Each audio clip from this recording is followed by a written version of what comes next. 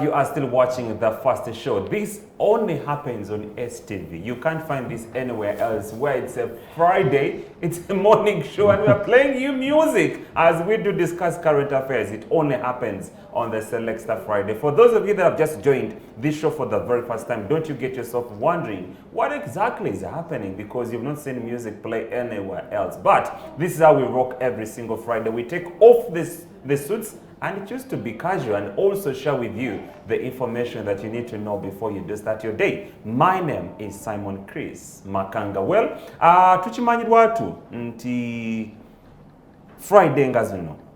We take a little bit of politics netumuze bali and to discussing stories a bit lighter. Iranga, according to our producer, twagala okwebuuza lwaki divorce cases ennaku zino ziri waggulu nnyo, and why is it that people like Tariq, Manreza official, Jeff mu control room, Husna Afeti tebagala kufumbirwa ate nga batuusiza emyaka egifumbe abasajja tebagala kuwasa n'abakazi tebagala fumbirwa balatifa. Why? That's a question that we want you to be part of. You can go live on our Facebook page. We are so live, and also YouTube and Twitter as well. Our numbers are going to be on the screen. Feel free to call in and give us your view in regards to that. But before we do that, let me tap into my colleague's mind and find out lwaki tebagala kuwasa, lwaki tebagala kufumbirwa tifa. Well, I'll start from that exact question and say the Uganda Bureau of Statistics in Gambia. I'm answering your question. Tari, you asked me to figures. You asked me a question. You asked me a question, right? You asked me a question, right? Let me come back with your answer. Why don't you have a ring on your finger? Calm down. I'm answering your question. When we look at the percentage of people who are married and those who are not married, nearly 5 in every 10 females are married and nearly 4 in every 10 males are married, and only shows you that women are actually, they want to get married more than the men do to vow. In addition to that, 1.2 million people divorce every other times, and 68.2 are females and 31.2 are male. Do you know what that means? There are more females who are getting married and there are more females who are getting divorced. Ask me why. Now, we're in a situation whereby if you ask Latifah Hamid to get married right now, what is the rush when I see the number of divorce cases? They don't get deal. So what is the rush for me as Latifah Hamid? You asked me my personal reasons why I'm not getting married. The divorce rates are very, very high. See, I am in a situation whereby I'm looking at what? I'm 28 years old. And that only means that, very proudly 28. And that only means that in the African traditional society, it defines the fact that I should be married at this time with 2 kids. But I'm not sure I'm ready to give my life to someone who is not willing to do that. The reason why marriages are failing, for me, I think the definition why marriages are failing is because we have failed in communication. Simon Chris, one of the biggest problems that we have among men and women is communication. Okay. How do we start a relationship when we fail to agree on some things? Yesterday we were talking on the other day. Tariq Nangamba, women, my woman is not going to work because I don't want women okolachi. But then after that, he definitely came back Nagamba. I've actually thought about it, Latifah, and I've changed my mind. Women need to start working. But here's the thing. When you failed to agree on some things, then you can't settle down. I love my career, okay? And my career has just started as I'm speaking. I'm talking about the personal reasons why I'm not married yet. My career has just started. Where's the guarantee that I'll not meet a man like Tariq who expects me to sit at home and not go to work, and yet I want to promote my career? So personally, I've given myself a goal of 3 years. Let me at least start my career, have it shoot off for 3 years, and then at that year, I will settle down with a man. And even when they tell you, Omanyiti, Sagala ugende to work, you have to stay at home, I am smart enough to start a YouTube channel, Ngantu Dewaka. So I am waiting for me to grow a little bit in my career before I settle down, because marriage is sacrifice. You sacrifice too many things. So at 31 is when you want to get I'm ready to make those sacrifices that you ought to do when you're married. Bali Indeko. I think that's the reason why Tariq Mufumbo, why? Tariq Mufumbo, just know that. Tutandikirawo. Chris, ekikulu ekiriwo nti nze ndi musajja mufumbo n'abaana bange mukaaga, proud of them. Era nga nakutamina kugamba how many kids? Omusajja tabalirwa ate I want 20 nkyayongerako because nkyayongerako nagamira kugamba nti n'omuwala agenda tutula bibuuzo bya Arabic in the next week, so ndi musajja omufumbo alina n'abaana we. No, nedda ssebo ndi musajja abakyala bange mukyala bamuwoowe buli kimu amateeka gabeerawo. Simon Chris olwaleero ababwaki obufumbo bu breaking up nalero okusingira ate tudde nze ne question mbanya atugiteeke nti osanga omwana emyaka 23 mwana muwala 21 nagamba osajja nabikoowa nga nakyeyombekedde 21 ng'omwana apangisa omuzigo gwe nga muwala abasajja yabikoowa n'osanga omuvubuka agamba nize mwana tombuya abakazi nabikola ki ekisookedde bw'oba nti obufumbo bu breaking up abantu muwasolera abantu nga si mikwano gyammwe. Simon Chris oba onoonya Latifa bw'oba onoonya omusajja agenda okuba nti nno agenda okuteeka bina byewagadde noonya mukwano gwo. Ebiseera ebisinga ebintu bibiri there's love and friendship. Mu nsikizo bagana love fades. Ekyo newuliragawa love fading but friendship never does. Singa ofuna omukyala nga mukwano gwo, ofuna omwami nga mukwano gwo, love eno singa nebe fadinze agenda sigazamu kana aka friendship ak'omukwano nti bambi ono mukwano gwange. Era kyoba nti biseera bisinga abantu basigala n'agamba nti nze mukyalo ne twasigalwa kubanga mama w'abaana yasigala lwakubanga mukwano gwe. Love eriye kubanga love Latifa ngenda kuba mwagalisa ne love gyali tikikyali kiwala kito kimyufu ebisimala byali biki ebbere likyayimiridde ebigatuuka eyo bigwe. Love gyembadde nena gye binanitulidde ebyo nga tebikyaliwo naye ngenda kusigala ne Latifa because mind yali mukwano gwange ng'omuntu tusigaze ekyo. Obutama kubeerawo mu maka okuba nti abantu tebakkaanya era sivana kuba nti abantu si mukwano gwo temusobola kubanga mutegeeragana. So bwe muno wanti oyagala okuba nti ofuna omuntu gwe muno okubanga muwangana neefuna mukwano gwo solution esinga obukulu. Ekyokubiri Simon Chris abaana bano abawala baagadde nnyo ebintu nga bakyali baana bato. Nze Latifa namuza buli kasitolo omwana ebigabo bye yaŋŋamba nga ngenza omusaba nti njala kumuwasa nambuza emmotoka nambuza we nazimba nambuza biki naye ng'olaba omwana she's 23 years ayagala ebintu. Allah yatonda abakyala baneno nga bo they are materialistic bagala character yaabwe nga bo baagala nnyo ebintu abakyala. That is a fact Latifa ndabo nyo that is the fact.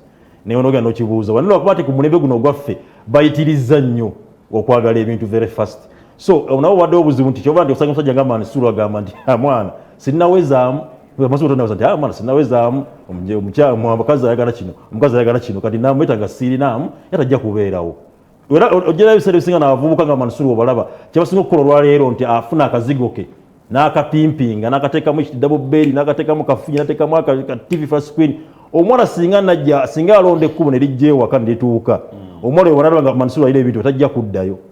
Badda agenda kujja ne kabbaga ke nga mulimu engoye bbiri agenda zitookinga mpola nesiga gye mansulu nga ali omufaliso atula wansi tadde enkya. So ebintu n'avuka binyina tebaagala kukola otuza kusaida abavuka tebakyagala kukola tebagala kuvunaanyizibwa abavuka batyo. Era agamba kimu nti mwana nze nakyaliba nga banga taliiki nze nina ekintu eki Mukama nanyamba ekiwala kino ekifuso ne kinzalirayo akaana aka basi nze byange babiwedde nga nkala nga nkasuka mama wange mu kyalo nze nga mbeerawo kasanfunayo omwana. So abantu batyo obunaanyizibwa nti abasajja kivala ennaku z'abakazi bano bavuddeyo kuba nti bakola nnyo. Latifa simunenya mutuufu saidi yaabwe abasajja tetukyalina bunaanyizibwa twagala kulabye twakoowa okuba nti akusaba engoye akusaba ebyokulya abasajja tubyagala twanafuwa twava ku bunaanyizibwa waffe nga tulina okukola ng'abasajja. Kyevola nti kati abakyala nabo bagamba nti ogenda omusajja ayagala otuula ewaka tasobola kumpa bizigo tasobola kukola biki kati kanneekolere sijja kgenda mu bufumbo. Kisinga okujja abakyala mu bufumbo ennaku zino abasajja tetubawa tuli bakodo. Abasajja bali banneemulekerawo obukodo naye mukole mubeere n'obunaanyizibwa. Kiva nti obufumbo bukola ki bubreakinga. Personally, producer Waseka. Personally, I want to deal with this. They say prevention is better than cure. Asigenda kugwira lwaki abantu bakola ki. Why divorces nyingi nnyo mu maka ennaku zino. But I want to share with you a few factors that anyone can consider before they go into what we call marriage.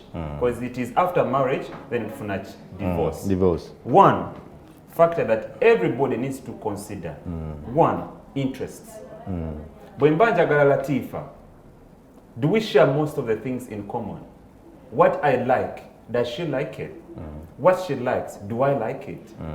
So bofuna omuntu nga byenjagala tabyagala ne muforcinga eventually mujja tukokola kijja mutuuka maaso eyo muleme okukwatagana.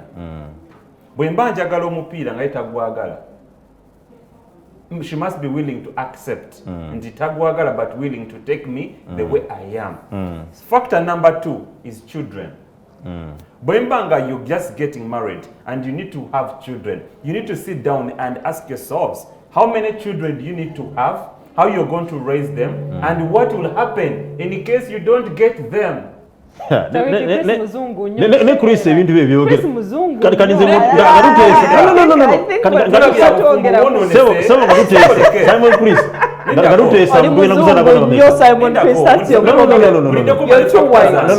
Mulindeko male factors zange. Tulayo obufumbo bungi bwononese nga batuse babafumbiddwa banonyeza abaana bakoze eki. Baganye oli nagamba nti kankulekewo kanenoonya omulala. Ekyo kirala. Number of kids tariki nzijewo ngenda kuzaira abana babiri. Daye wango bajja kukola ki? Kati ogamba tali gomala kazaala. Yes. No. You need to plan. You need to plan. Plan about what? I need to have 4 kids with this woman, and how are you going to raise them? Okay. Factor number 3, okay, is money. Hello. Producer, is money. Money. You need to discuss how you're going to earn that money, how you're going to spend it, and how you're going to save that money, and what are you saving for? Try ofumbo bungi bononese omwami akola tamanyi omukyala tamanyi sente nekeziyingira tamanyi ngeje ba spendinga eventually nebukola ki nebononeka. Simon Chris ali factor endala Simon Chris twagala omalirize factors zoli ku bitabo. You're in books. Those are ku internet. Simon Chris wagenze ku internet no googling what to speak about. Let's pick up call. Hello. These are reality. Hello. STV. We have a call online. Good morning. Hello. Hello, good morning. Wasuzo otya neyo? Natuze bane mwasuze mutyeyo. Bulungi amanya ne gyokubidde. Mwe bane tuweereza. Amina. Kaakati bane omulamwa gwe muliko. Abantu abaana bawe butayagala kuwasa abalese bagala kuwasa abalese bagala kufumbirwa. Bannange ebintu byajja byafuna yafuuka bizinesi. Nga bwolaba n'ebyobukuzo byafuuka bizinesi tukuweereza abantu bizinesi. N'obufumbo nabwo we buli kaakati. Mubanga abali mulingi ani asooka muno okufunako kyayagala. Olira ate ng'obuzibu obuviira ddala ne ku bazadde baabwe ababakuza.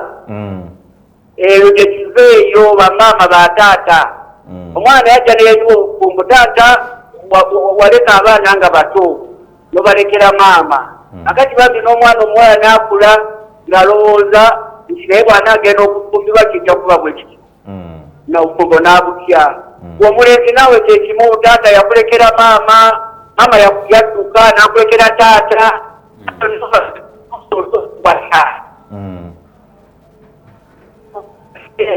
Omwana asuka olina ki? Njagala akozeeko, njagala alina emmotoka, bataga wolukasola. Weka. Jadi musaka kunelo apa. N'olugendo lwakugenda sokukwata. Omukuno yeyagamba yayagaliza ekyalo. Gamugenda okutuukaawo nga abaana tebalina mirimu. Ekinazo yakiriza mu gavumenti abaana basomye tebalina byakukola. Akati omwana amaze okusoma atudde waka onomugamba atya tuwasa onomugamba otya zifumbirwa naye tekijja kusoboka sente baziggewa. Kakati nze ensonga eyo giteeka ku bantu mirundi ebiri. Gavumenti yo tumutwale ng'omuntu naye waali maama taata nabo balikoze kyamaanyi nnyo okulemesa abaana oba ebifaananyi ebikyamu obutafumbirwa oba obutawasa. Oyagala gavumenti ekole ki? Kakati gavumenti yo ndiganya lwa mirimu. Emirimu egiteekawo bajja kuwasa.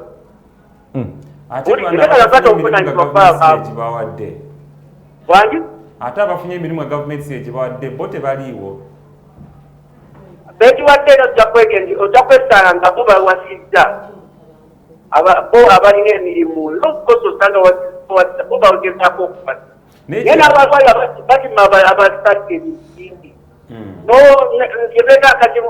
kati mwanyinaze latifa wali awo salamu aleikum kati latifa kutuyeekatelefa naye waba agende ayagala muntu agenda muwasomulaba naye mukazi watebe yetaaga biyitirivu naye abisuubiramu nate nolina najjawo latifa naye abisuubiramu latifa kuta abantu balinga abali ku liigi kati bwe yakudde liigi kote asooka yakuba munne salamu aleikum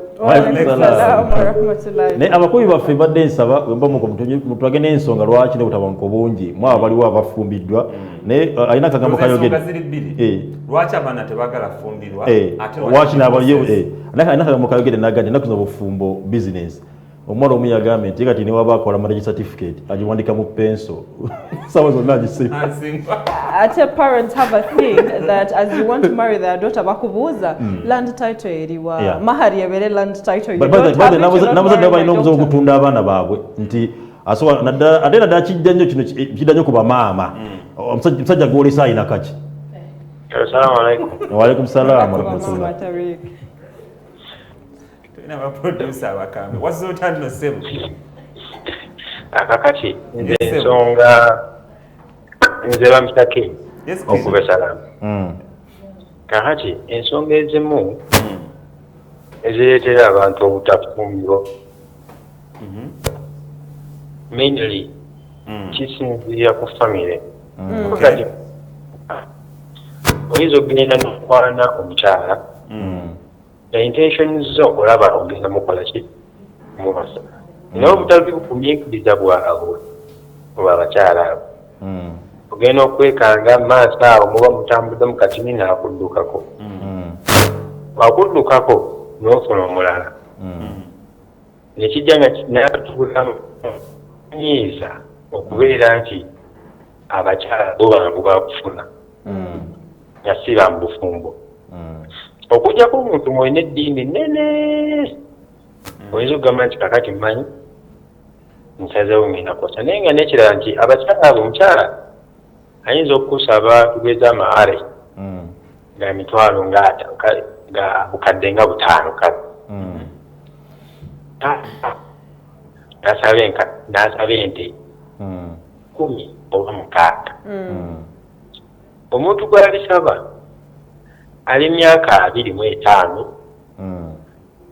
ali myaka 3 njagala ombuulire myaka gyaffe n'oba Tariki n'oba Simon Kwezi njagala ombuulire omuntu ali myaka gyaffe ng'oyinza osaba ebintu ebyo nga n'omukyala yennyini akusuubiramu kubanga olina benzi olina biki bantu batono nnyo because right now we work kuba ogenda okwekanga nga rende ey'abantu abasinga abakola abavubuka bali 5 3 ku kawansi abantu abafuna entambu kudda waggulu batono kale kwata sente ezo okubanga osoze utilizinga okuengaginga into marriage kibolaba abasinga agamba kansooke nnindemu omuvubuka n'agamba kanfuneyo omukyala nze anzaalira omwana nabiri mwana wange ebisigadde bijja kujja yes kuba n'ensonga era nti abamu lwaki bava mu bufumbo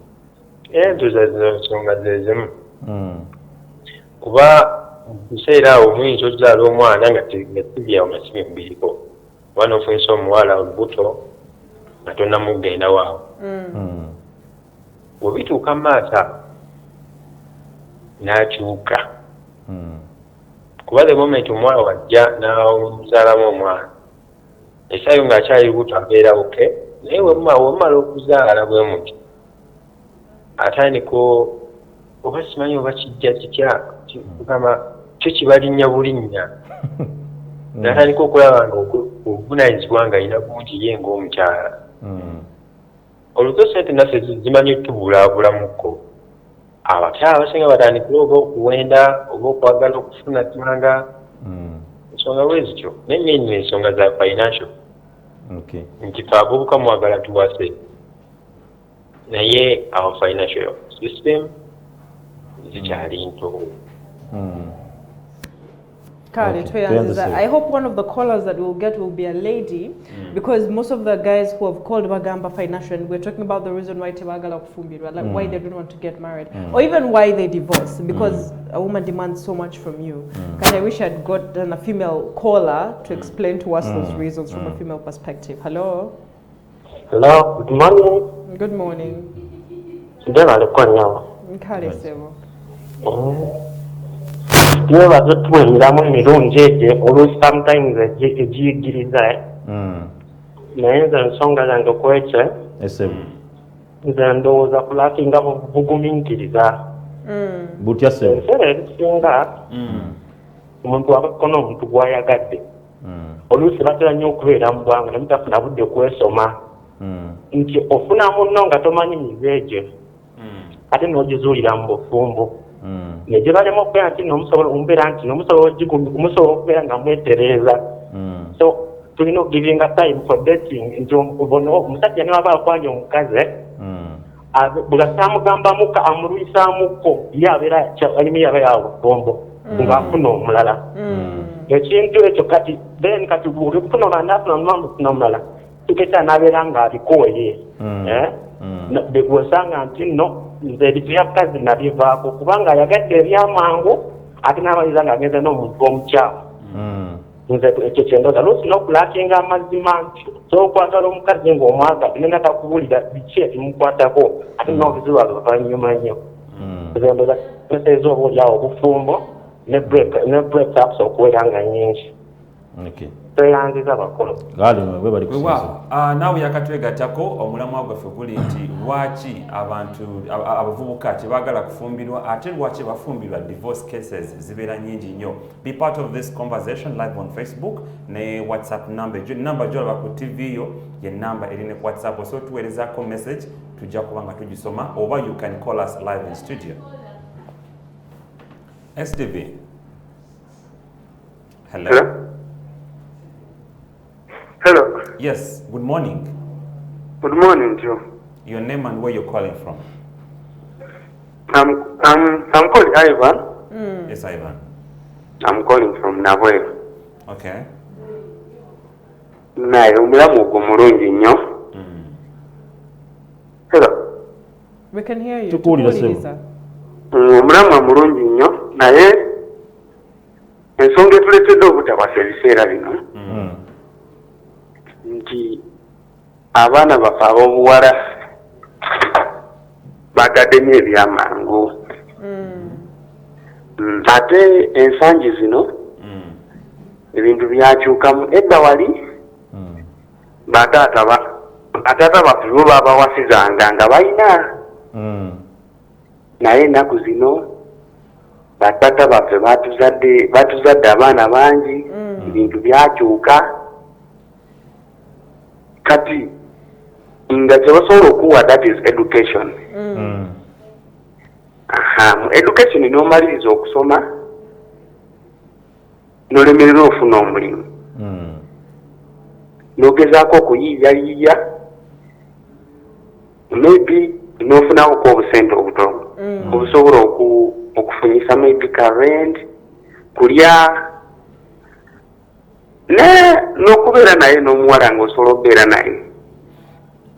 naye omwana omuwala omugamba nti munaye gumiikiriza maybe one time ebintu bijja kukyuka ngenda oba nkyale tebaagala bo baagalirawo ng'ate tolina optioni kyobola abamu babuuka ne bagenda mu nsi z'ewabweru nagamba maybe kangende enkole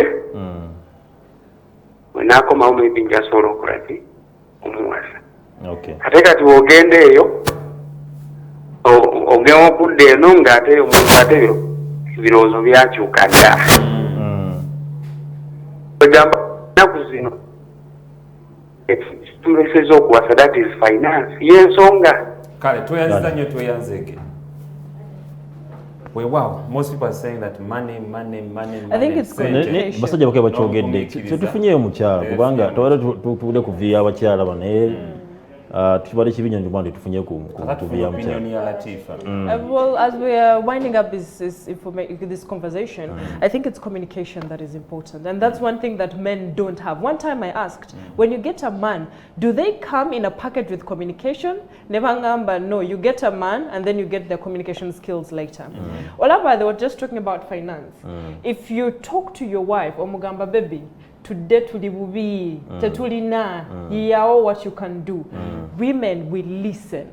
When you talk to us, we listen. But when you don't, we look for an excuse. There are bad women and good women. There are bad men and good men. But the good women who want to make marriage last are looking for communication from you people. The moment things are not going right, talk to me. Don't make a promise and break it without communicating and telling me the reason why you broke it.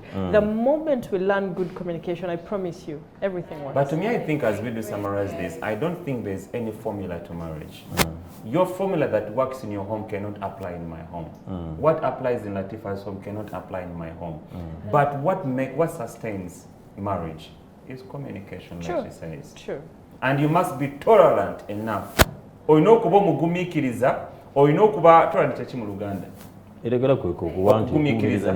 Yes, ogumikiriza munno mu buli mbeera n'okuba nga communication is proper in your family. That is a key to good marriage.